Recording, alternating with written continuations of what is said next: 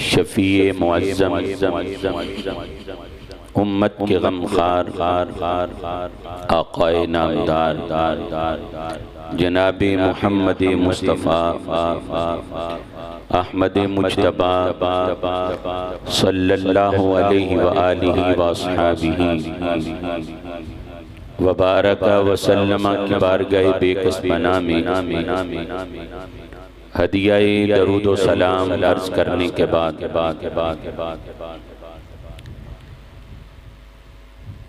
कुरान मजीद फुरक़ान हमीद के 19वें सिपारे की एक आये मुबारका तिलावत की है। अल्लाह रब्बुल इज़्ज़त फरमाता है वसयअलमुल्लज़ीना ज़लमू, जालिम जानना चाहते हैं अय्यमुन्क़लबिन यन्क़लिबून, कि वो किस करवट पर पलटा खाएंगे। आज आपके सामने इमाम हुसैन और आपके रुफ़क़ा के कातिलों के अंजाम पर गुफ्तगू करनी है। तो यहाँ से गुफ्तगू का आगाज़ कर रहा हूँ कि हकीकत अब्दी है मकाम शब्बीरी,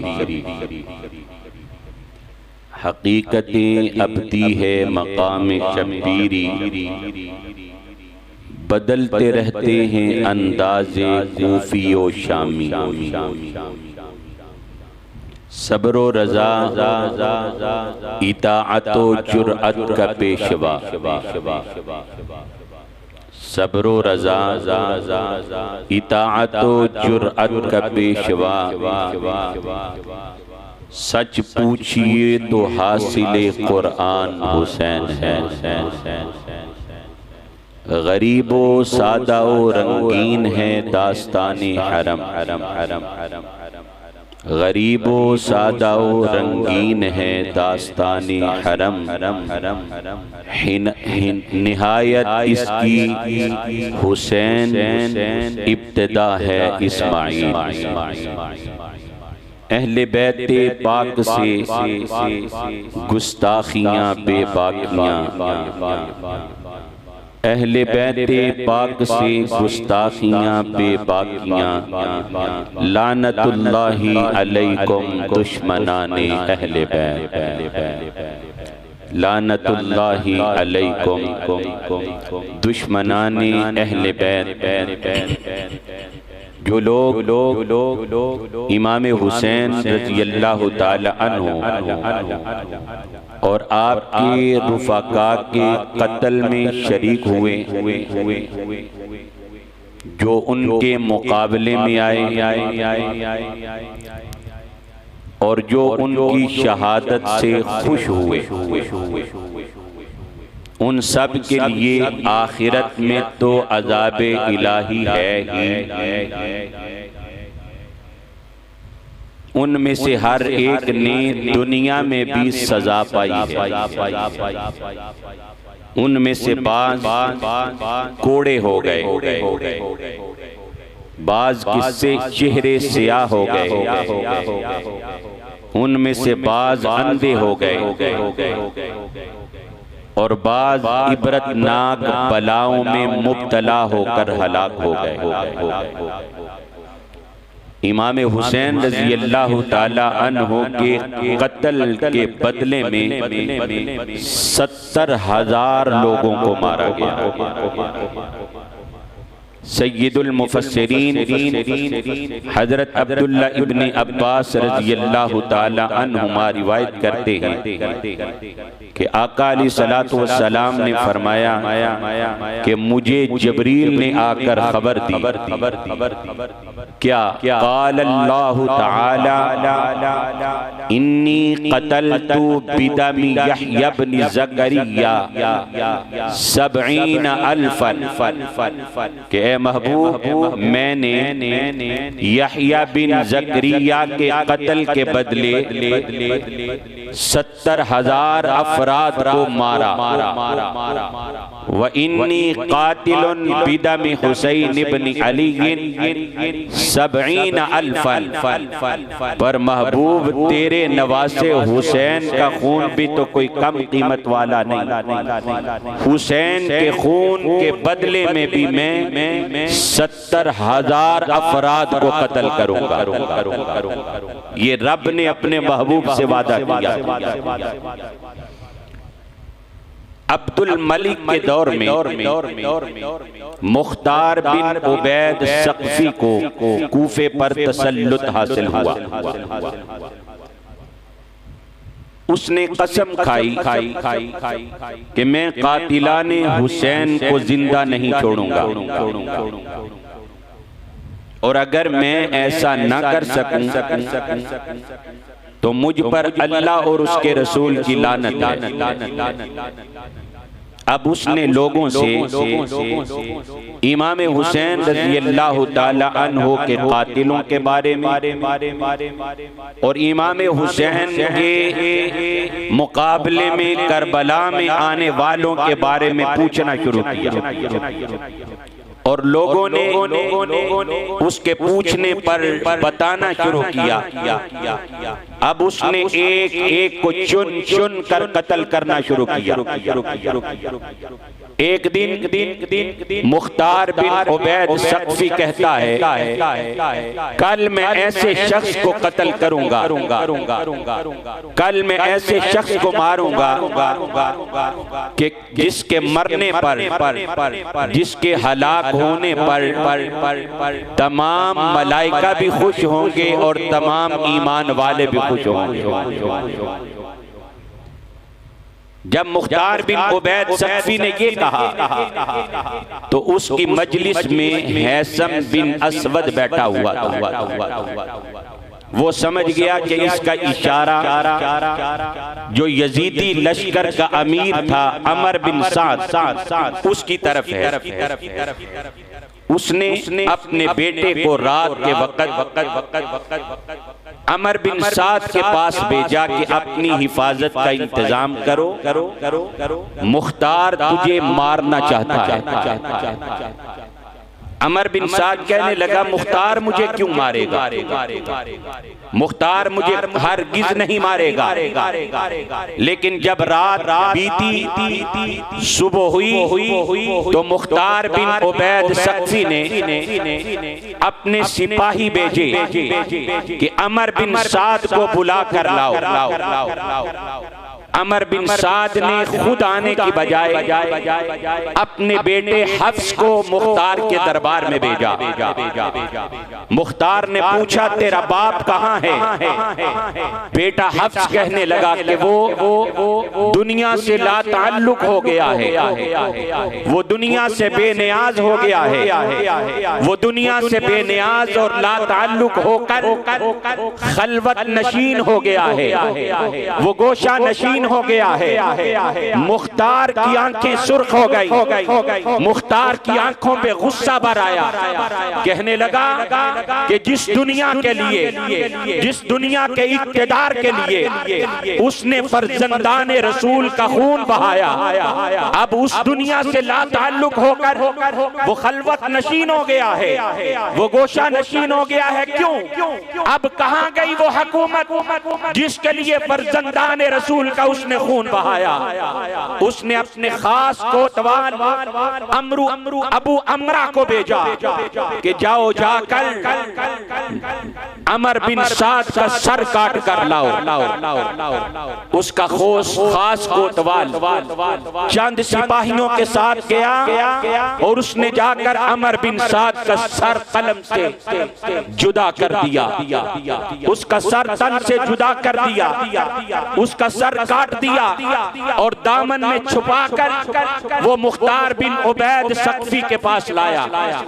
अब मुख्तार ने अमर बिन साद के बेटे हफ्स को बुलाया और कहा पहचानते हो ये किसका सर है? जब उसने देखा तो कहने लगा कि ये तो मेरे बाप का सर है, ये तो मेरा बाप अमर बिन साद है। हाय अफसोस कि तूने मेरे बाप को कत्ल कर दिया। अब बाप के कत्ल हो जाने के बाद, बाप के मर जाने के बाद अब जिंदगी का कोई लुत्फ नहीं है, अब जिंदगी का कोई मजा बाकी नहीं है। मुख्तार बिन उबाद सख्फी कहने लगा सच कहते हो, जब अली अकबर को जीने का हक नहीं मिला है तो तुझे भी जीने का क्या हक है? जब अली असगर को जीने का हक नहीं मिला है तो फिर अमर बिन साद के बेटे हफ्स को भी जीने का कोई हक नहीं है। उसने हुक्म दिया इसका सर भी कलम कर दिया जाए। अब इधर अमर बिन साद बाप का सर पड़ा हुआ है और इधर बेटे हफ्स का सर पड़ा हुआ है। कहने लगा लोगों देखो, बाप का सर हुसैन इब्ने अली के सर का बदला है, बेटे का सर अली अकबर के सर का बदला है। अगरचे ये दोनों बराबर नहीं हो सकते। और कसम उठा के कहने लगा खुदा की इज्जत की कसम, अगर मैं 1/3 कुरैश को कत्ल कर दूं तो फिर भी हुसैन इब्ने अली की एक उंगली के बराबर भी नहीं हो सकते। अगर एक तो है कुरैश 1/3 कुरैश को कत्ल कर, फिर भी हुसैन इब्ने अली की एक उंगली के बराबर भी बोलो नहीं हो सकते। और ये बात हक है, सच है कि हुसैन इब्ने अली के मुकाबले में कोई हो सकता नहीं। क्यों? ये कौन हुसैन है जिसके इमाम इमामुल अंबिया ने कहा था कि हुसैन मुझसे है, मैं हुसैन से हूं। अल्लाहु अकबर। हुसैन मुझसे है, मैं हुसैन से हूं। वो हुसैन के जिस हुसैन और उसके भाई के बारे में हुजूर ने कहा था इन्नल हसन वल हुसैना हुमा रैहानी मिनद दुनिया। फरमाया हसन और हुसैन दोनों मेरे दुनिया के फूल। अरे कोई गुलाब का फूल सूंघता है, कोई चंबेली का फूल सूंघता है, आमीना का लाल जन्नत की खुशबू सूंघने के लिए हसन हुसैन को सूंघता है। फरमाया हसन और हुसैन जन्नती जवानों के सरदार हैं। तो उसने कहा अगर 1/3 कुरैश को कत्ल कर दूं तो हुसैन की एक उंगली के बोलो बराबर नहीं हो सकते। और ये उसने बिल्कुल हक और सच कहा। इसलिए कौन हुसैन? वो हुसैन जिसका 22 सखियों का सरदार है। सुभान अल्लाह बोलो। जिसका 22 सखियों का सरदार है वो हुसैन, जिसकी माँ जन्नती औरतों की सरदार है। मेरे आका हुसैन के दीवानों जरा मचल के बोलो ना सुभान अल्लाह। आवाज भी उठाओ, हाथ भी उठा के बोलो सुभान अल्लाह। वो हुसैन जिसकी माँ जन्नती औरतों की सरदार है, वो हुसैन जिसका बाबा वलियों का सरदार है, वो हुसैन जो खुद शहीदों का सरदार है, और वो हुसैन जिसका नाना नबियों का सरदार है। कौनैन में बुलंद है रुतबा हुसैन का, मिलके बोलो कौनैन में बुलंद है रुतबा हुसैन का। कौनैन में बुलंद है रुतबा हुसैन का, बेमिसल है जहान में कुंबा हुसैन का।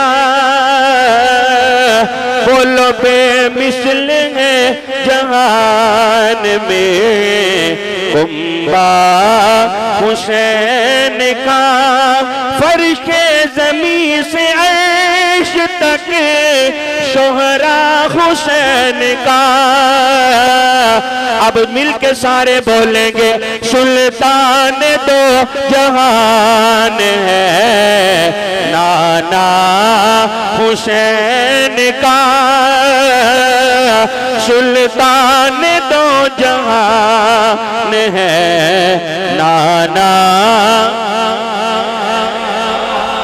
मिलके मोहब्बत से बोलो दुआ करता हूँ जो हुसैन का, हुसैन के नाने का जिक्र करता है। जब वो रात को ईशा की नमाज पढ़ के सो जाए, दरूद पढ़ते पढ़ते जब उसकी इधर आंख लग जाए, उधर सोते में हुसैन के नाने का दीदार हो जाए। मिलके बोलो बेमिसल है जहान में कुंबा हुसैन का। सुल्तान दो जहान है नाना।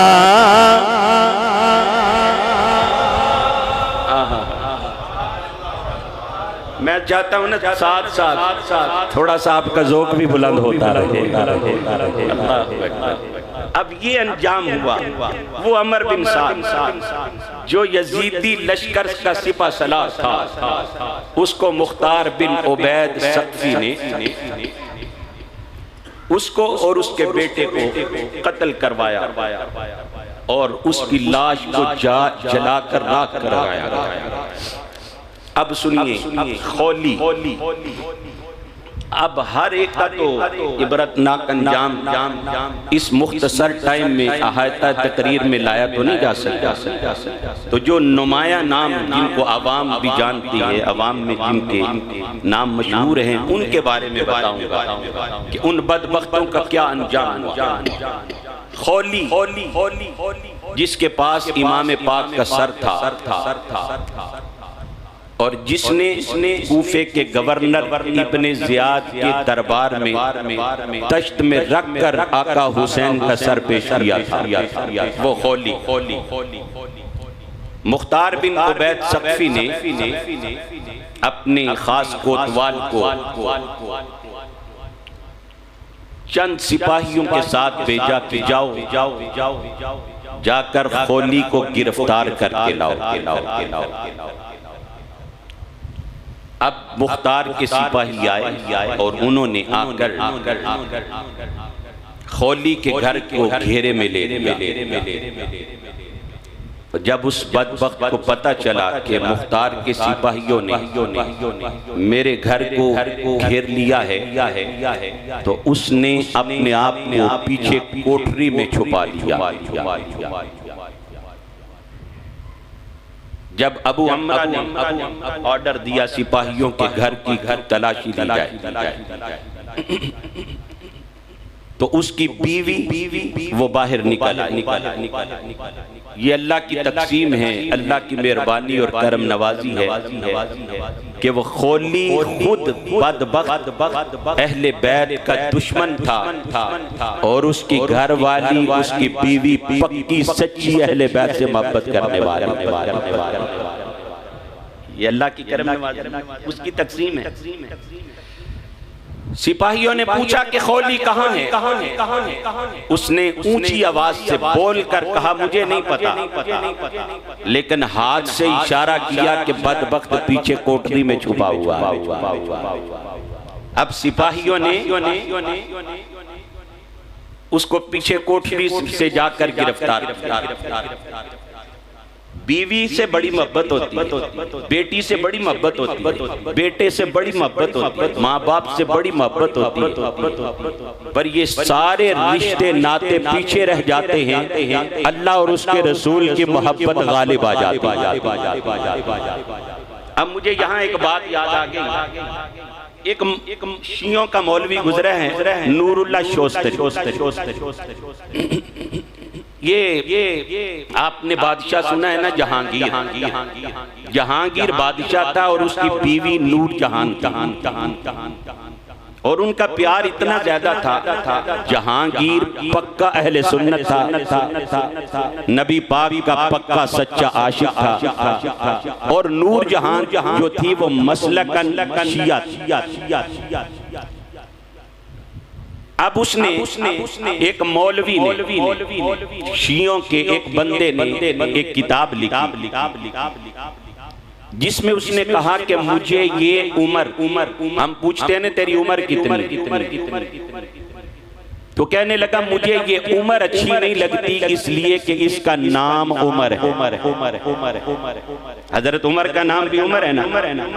तो हमारी जो जिंदगी होती है हम पूछते तेरी उम्र कितनी, तो कहता है मुझे ये उम्र अच्छी नहीं लगती इसलिए कि इसका नाम उमर है। जब उसने ये बात कही ना तो उलमाए हक मैदान अमल में निकल आए, उसके खिलाफ एहतजाज हुआ। अब वो नूरुल्लाह शोस्तरी नूर जहान के पास पहुंच गया। उसने जाकर कहा कि मेरे खिलाफ तो लोग निकल आए। उसने कहा फिक्र न कर, होगा तो वही जो मैं कहूंगी। अब जहांगीर का नूर जहान का प्यार इतना था कि जब वो अपनी अदालत की कुर्सी पे बैठता तो एक पर्दा लटका होता, एक हाथ उसका अपनी बीवी नूर जहान के हाथ में होता। अरे दरबार जहांगीर का लगा, उलमा आ गए, अवामुन्नास आ गए, नूरुल्लाह शोस्तरी भी आ गया। जहांगीर ने पूछा क्या तूने ये लिखा है कि मुझे ये उम्र अच्छी नहीं लगती, इसका नाम उमर है? कहने लगा हाँ। जहांगीर ने आर्डर किया फिर इसको जिंदा रहने का हक क्या है, इसकी फिर उम्र तमाम कर दी जाए, इसकी गर्दन उड़ा दी जाए। जहांगीर का हाथ नूर जहान के हाथ में था। नूर जहान ने उसका हाथ दबा के कहा बादशाह सलामत, इस फैसले को बदला जाए, मैं इसकी सिफारिशी हूँ। जहांगीर ने एक तरीक साज जुमला बोला जो आज भी उस शाकाने मुस्तफा के लिए एक सबक आमोज मशअले रा जुमला है। कहने लगा जाने मन जान दादाम, ईमान न दादाम। ऐ मेरी जान, मैंने तुझे अपनी जान दी है, अपना ईमान तो नहीं तुझे दिया है।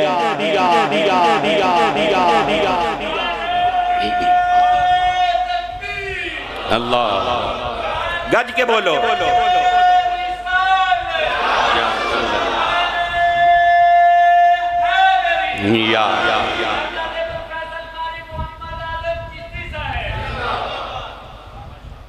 तो ये मैंने बात यहां से सुनाई कि है बीवी थी बेशक, लेकिन उसने कहा अंदर बदबख्त छुपा हुआ। उन्होंने पकड़ा, गिरफ्तार किया और मुख्तार के दरबार में पेश कर दिया। अब मुख्तार बिन उबैद सकफी कहने लगा कि अब इसको किसी जगह पे छुपा कर नहीं बल्कि शाहराह आम पर कत्ल किया जाए। अब होली को आम शाहराह पर जहां लोग इकट्ठे होते, जहां से लोगों का गुजर होता, वहां पर उसको ले जाया गया और वहां उसको कत्ल किया गया और फिर उसकी लाश को जलाकर राख कर दिया। ये अंजाम हुआ है उन दुश्मना ने इमाम हुसैन और शुहदाए करबला का। अब बात सुने उस बदबख्त की जिसको यजीद ने कूफे का गवर्नर मुकर्रर किया था, जिसका नाम था उबैदुल्लाह बिन ज़ियाद, जिसको हम इब्ने ज़ियाद बोलते हैं। उबैदुल्लाह बिन ज़ियाद 30,000 का लश्कर लेकर मूसल में उतरा। मुख्तार बिन उबैद सकफी ने इब्राहिम मालिक अश्तर को उसके मुकाबले में लश्कर लेकर जाने का हुक्म दिया। अब मूसल से 25 किलोमीटर फासले पर नहरे फिरात के किनारे इब्राहिम इब्राहिम बिन मालिक अश्तर का लश्कर और उबैदुल्लाह बिन ज़ियाद का लश्कर आमने सामने होते हैं। दोनों लश्करों के दरमियान लड़ाई होती है, जंग होती है। शाम को जाकर उबैदुल्लाह बिन ज़ियाद और उसका लश्कर शिकस्त खा जाता है। उबैदुल्लाह बिन ज़ियाद और उसका लश्कर भाग जाता है। इब्राहिम बिन मालिक अश्तर आर्डर करता है सिपाहियों को, जो भी हाथ लगता है उसको पकड़कर उसको वहीं पर कत्ल कर दिया जाए। बड़े सारे उबैदुल्लाह बिन ज़ियाद के सिपाही कत्ल कर दिए गए, उसके रुआसा मारे गए, बड़े सारे उसके लश्करी मारे गए। उसी हंगामे में उबैदुल्लाह बिन ज़ियाद भी मारा जाता है।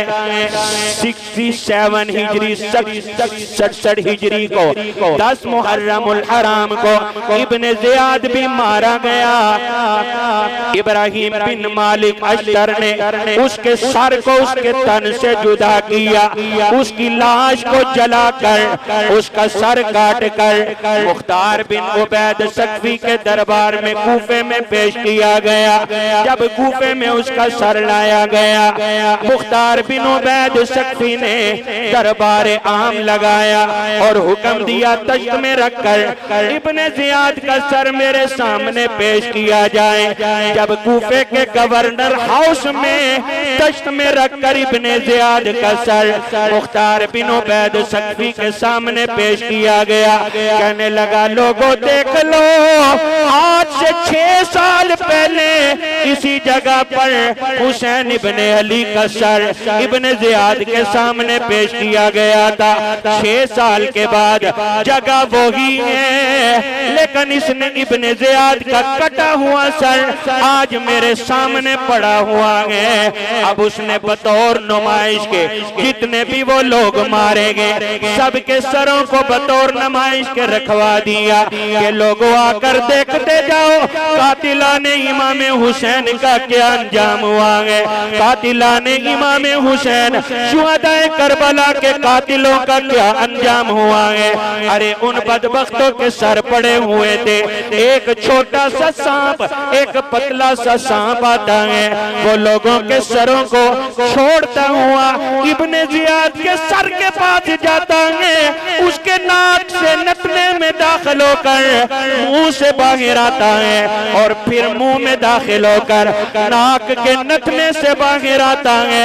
अरे लोगों, ये इब्ने ज़ियाद वो बदबख्त है जिसके नाक में सांप दाखिल होकर मुंह से बाहर निकलता है, मुंह में दाखिल होकर नाक से बाहर आता है, और उधर हुसैन इब्ने अली होंगे जो सर कटा कर कुरान पढ़ता हुआ दिखाई देता है।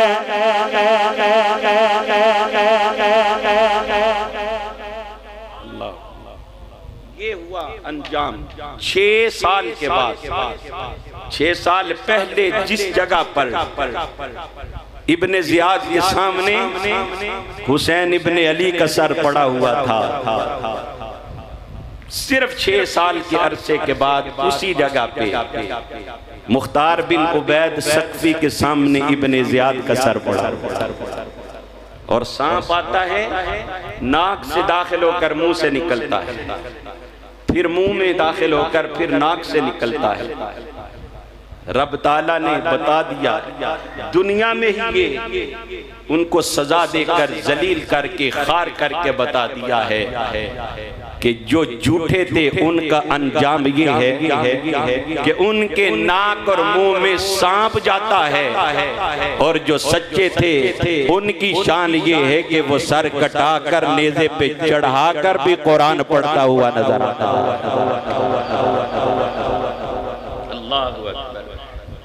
दश्ते बला को अर्श का जीना बना दिया। आप सुभान अल्लाह नहीं बोलते, मेरा भी एक ज़ौक़ होता है सुभान अल्लाह। दश्ते बला को अर्श का जीना बना दिया, दश्ते बला को अर्श का जीना बना दिया।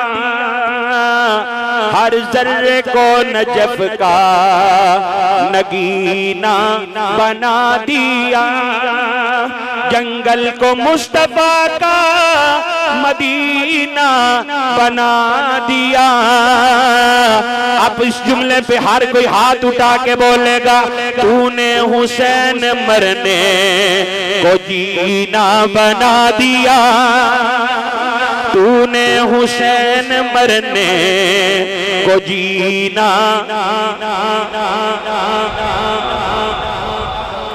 जंगल को मुस्तफा का मदीना बना दिया, तूने हुसैन मरने को जीना बना दिया। अल्लाहु अकबर, अल्लाहु अकबर। कुलज़मे सब्र व तहम्मुल का किनारा है, कुलज़मे सब्र व तहम्मुल का किनारा है हुसैन, हर गमो रंजो मुसीबत में सहारा है हुसैन। कुलज़मे सब्र व तहम्मुल का किनारा है हुसैन, हर गमो रंजो मुसीबत में सहारा है हुसैन।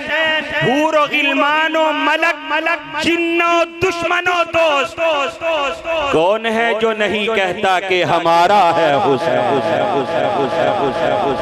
कौन है जो नहीं कहता कि हमारा हुसैन? और फिर ये जुमला तो अखीर है कि ये दीने मुस्तफ़ा है, अमानत हुसैन की। ये दीने मुस्तफ़ा है, अमानत हुसैन की। इस्लाम की बका है, इनायत हुसैन। ये दीने मुस्तफ़ा है, अमानत हुसैन की। इस्लाम की बका है, इनायत हुसैन की है। कश्तिये निजात नवासा रसूल का लाजिम इसीलिए तो है मोहब्बत हुसैन की, लाजिम इसीलिए तो है मोहब्बत हुसैन की। अब उस बदबख्त का अंजाम जिसने इमामे हुसैन के नूरे नजर लख्ते जिगर हजरत अली असगर के हलक पे तीर मारा था। उस बदबख्त का अंजाम क्या हुआ कि वो ऐसे मर्ज में मुब्तला हुआ कि उसको मुंह और पेट में इतनी गर्मी पैदा हो गई कि गोया आग लग गई। मुंह में और पेट में इतनी गर्मी कि गोया आग लग गई, और पीठ की तरफ इतनी सर्दी लगती है कि काबिले बर्दाश्त नहीं। अब उसकी गर्मी खत्म करने के लिए बर्फ रखी जाती है मुंह पर, पेट पर, पानी का छिड़काव किया जाता है और उसको पंखा हिलाया जाता है। पीठ की सर्दी खत्म करने के लिए पीछे आग जलाई जाती है, लेकिन ना पीछे से सर्दी खत्म होती है, ना आगे से गर्मी खत्म होती।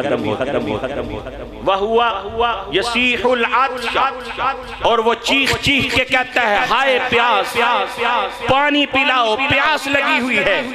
फयूता बिसवीकिन व माइन व लबनिन, उसके पीने के लिए सत्तू लाया जाता है, उसके पीने के लिए पानी लाया जाता है, उसके पीने के लिए दूध लाया जाता है। लौ शारिबहु खमसतुन लकफाहुम, अगर वो पानी, वो सत्तू, वो दूध 5 बंदे पी जाएं तो उनकी प्यास खत्म हो जाए, उनके लिए वो दूध काफी हो जाए, उन 5 के लिए वो पानी काफी हो जाए, 5 बंदों के लिए वो सत्तू काफी हो जाए। लेकिन वो पानी पीता जाता है, फिर भी कहता जाता है, हाय प्यास, हाय प्यास। अरे उसने अली असगर पर पानी को रोका था, अली असगर को प्यासा उसने तीर मार के शहीद किया था। अब वो पानी पीता जाता है और फिर भी कहता है, हाय प्यास नहीं मिटी, और पानी पिलाओ, और पानी पिलाओ, बड़ी प्यास लगी हुई है।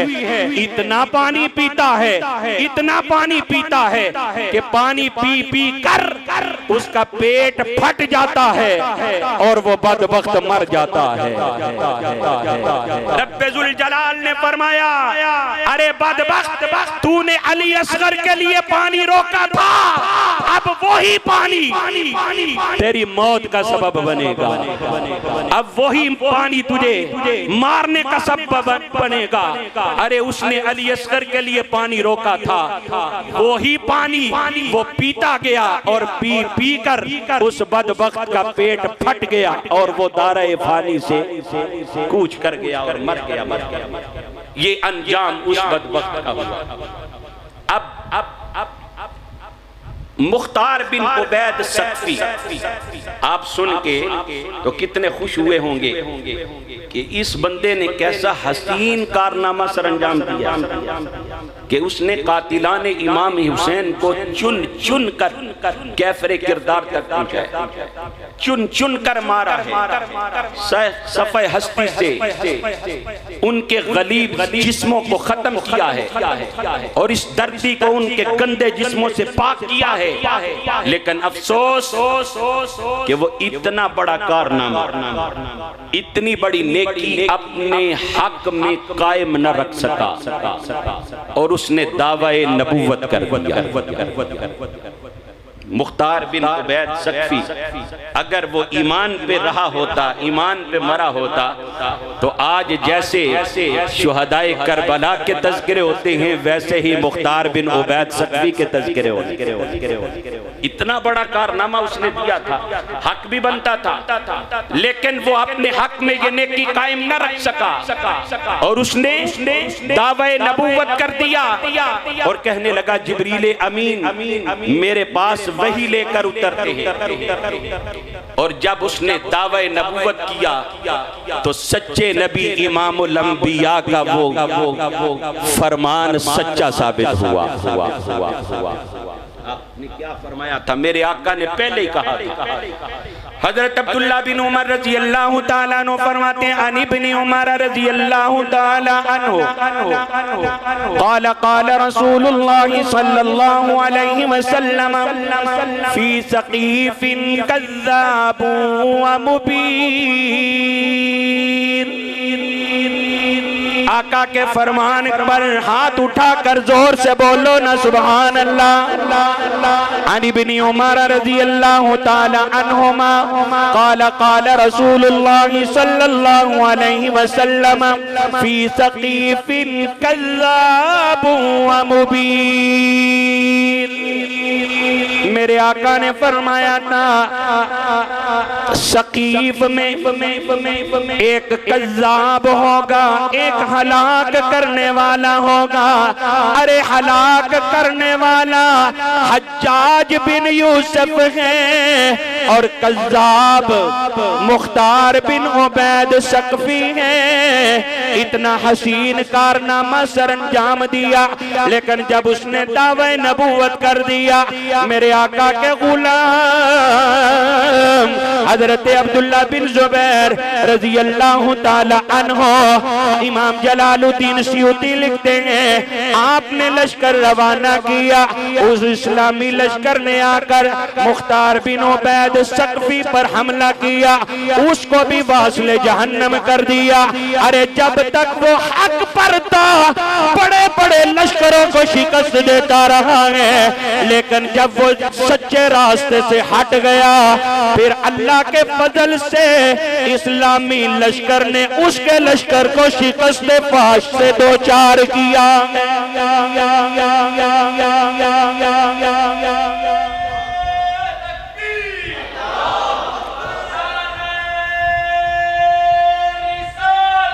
यार टाइम थोड़ा है।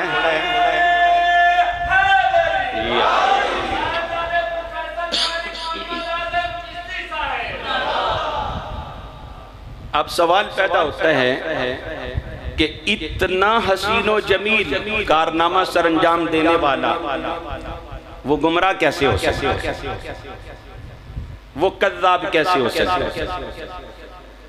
अगर उसने ये काम करना था तो अल्लाह ने उससे इतना आला काम क्यों लिया? तो याद रखें कि शैतान बहुत बड़ा आलिम था, बहुत बड़ा जाहिद था। ये फरिश्ता नहीं था, ये जिन था। लेकिन इल्म इतना ज्यादा था कि अल्लाह ने फरिश्तों का भी उस्ताद बना दिया। चप्पे चप्पे पे उसने सजदा किया, अल्लाह की इबादत। लेकिन वो मलऊन मरदूद हुआ और वो दोज़खी हुआ। मेरे आका फरमाते हैं, एक बंदा सारी जिंदगी नेक काम करता रहता है, जन्नतियों वाले काम करता रहता है, और करीबुल मर्ग, मरते वक्त वो ऐसा काम कर बैठता है कि जो जहन्नमियों वाला होता है वो जहन्नम का हकदार हो जाता है। एक बंदा वो है जो सारी जिंदगी जहन्नमियों वाले काम करता रहता है, लेकिन मरने से पहले